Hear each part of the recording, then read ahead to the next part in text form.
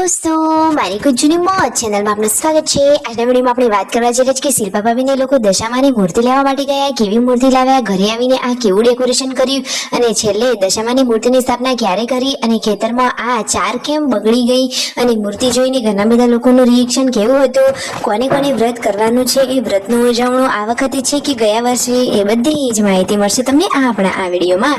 મારી ચેનલ ઉપર નવા હોય તો ચેનલને ફટાફટ લાઈક શેર અને સબસ્ક્રાઇબ કરી દો। Full video Thakor family blog channel દોસ્તો ફૂલ વિડીયોની લિંક ડિસ્ક્રિપ્શનમાં મૂકેલી છે, ત્યાં જઈ તમે આખો વિડીયો વોચ કરી શકો છો। આવી ટૂંકી ટચુકડી લેટેસ્ટ ટ્રેન્ડિંગ માહિતી મેળવવા માટે કરી દો મારી ચેનલને ફટાફટ સબસ્ક્રાઇબ। તો ચાલો દોસ્તો વધારે રાહ ન જોતા આપણે વિડીયોની શરૂઆત કરી દઈએ। તમે વિડીયોમાં લાઈવ જુઓ કે ઘણા બધા જ લોકો કામે લાગી ગયા છે। શિલ્પા ભાભી વહેલા જમવા બેસી ગયા છે કારણ કે પછી તેમને શોપિંગ કરવા માટે સતલાસણા જવાનું છે। તો રણજીતભાઈ, રાકેશભાઈ અને શિલ્પા ભાભી ગાડી લઈને આવી ગયા સતલાસણા બજારમાં। દશામાની મૂર્તિની શોપિંગ કરવાની છે। કેવી મૂર્તિઓ છે ચાલો તમને બતાવી દઈએ। વિડીયોમાં લાઈવ જુઓ કે મૂર્તિઓ તો ઘણી બધી છે, આંખો જોતા થાકી જાય એટલી બધી મૂર્તિઓ છે। એક એકથી ચડિયાતી અને સરસ મજાની માતા દશામાની મૂર્તિઓ આવેલી છે। તો કઈ મૂર્તિ લેવી એ જ મોટું કન્ફ્યુઝન થઈ જાય। ફાઇનલી પછી આટલી બધી દશામાની મૂર્તિઓમાંથી એક મૂર્તિ પસંદ કરી જ લીધી। જુઓ શિલ્પા ભાભીના હાથમાં જે આ મૂર્તિ છે એ મૂર્તિ એમને ફાઇનલ ડન કરી છે। વાવ, એકદમ સુપર્બ દશામાની મૂર્તિ છે। જુઓ તમને આખી નજીકથી નિહાળવા મળી રહી છે આ દશામાની સાંડળીવાળી મૂર્તિ। પછી ત્યાંથી પૂજાપાનો સામાન લઈ લીધો અને ફરાળી નાસ્તો, પછી નારિયેળ, જે બધો જ સામાન લેવાનો હતો, અગરબત્તી, કંકુ, તિલક, ગુલાલ, અબીલ બધું જ લઈ લીધું છે। ફાઇનલી હવે થાર ગાડીમાં મૂકી દીધી દશામાની મૂર્તિ। સંજયભાઈને ઓલરેડી કંઈક કામથી સતલાસણા આવેલા હતા। સતલાસણા આવીને પકોડી ના ખવાય એવું થોડી ને ચાલે, તો થોડીક પકોડી ટેસ્ટ કરી લીધી, મોલમાંથી થોડીક ફરાળી વસ્તુઓ લઈ લીધી।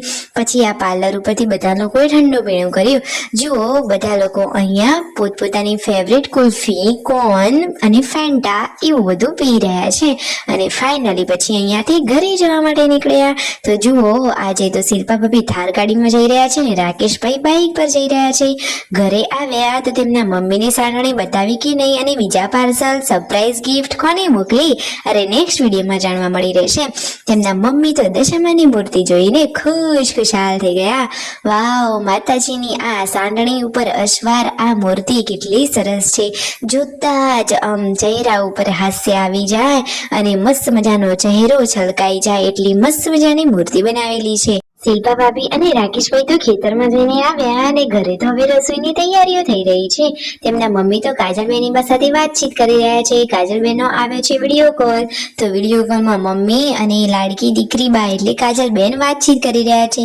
મિતાંશ તો એકલો રીસાઈને ઘરની બહાર ચાલ્યો છે અને શિલ્પા ભાભી આજે જોરદાર એકદમ ગ્રેવી વાળા કારેલાનું શાક બનાવી રહ્યા છે।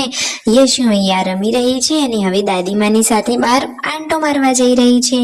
અને દોસ્તો ત્યાં સુધી તો સાંજ પણ પડી ગઈ અને હવે દશામાના ડેકોરેશનની તૈયારીઓનો ટાઈમ પણ આવી ગયો। તો ફાઇનલી સાંડળી ઉપર સવારે એવા દશામાની સ્થાપના માટે કેવું ડેકોરેશન કરવાનું છે એના માટે લાગી ગયા છે ઘરના લોકો। જેન્સી અહીંયા ડાન્સ કરી રહી છે। તો finally decoration is completely ready. તમને આ ડેકોરેશન કેવું લાગ્યું? આમાં તો રાકેશભાઈએ અને કિંજલબેની બાઈ ઘણી બધી મહેનત કરી છે। જુઓ સરસ મજાનું ઘરે જ હોમમેડ ડેકોરેશન કેટલું સરસ છે, એકદમ મસ્ત ઓઢણીઓ અને ફૂલોના આ હારથી બનાવી દીધું છે મસ્ત મજાનું ડેકોરેશન। અને હવે ફાઇનલી કાલે સવારે દશામાની સ્થાપના અહીંયા કરવામાં આવશે। અને જુઓ શિલ્પા ભાભીને તો હજુ હાથમાં મહેંદી મૂકવાની છે, તો જુઓ શું તેઓ ડિઝાઇન મૂકવાના છે કે પછી ટપકાવાળી। જુઓ હવે ઘણું બધું મોડું થઈ ગયું હતું એટલા માટે મહેંદીની ડિઝાઇન પાડવા તો નથી રહ્યા, પરંતુ ફાઇનલી પછી રાકેશભાઈએ જ શિલ્પા ભાભીને હાથમાં મહેંદી મૂકી આપી છે। તો એમના હાથમાં મહેંદી સરસ લાગી રહી છે। તમને આ વિડીયો ગમ્યો હોય તો ચેનલને કરી લેજો ફટોફટ લાઈક, શેર એન્ડ સબસ્ક્રાઇબ। અને દશામાં તમારે ઘેર આવ્યા કે નહીં કોમેન્ટ કરો।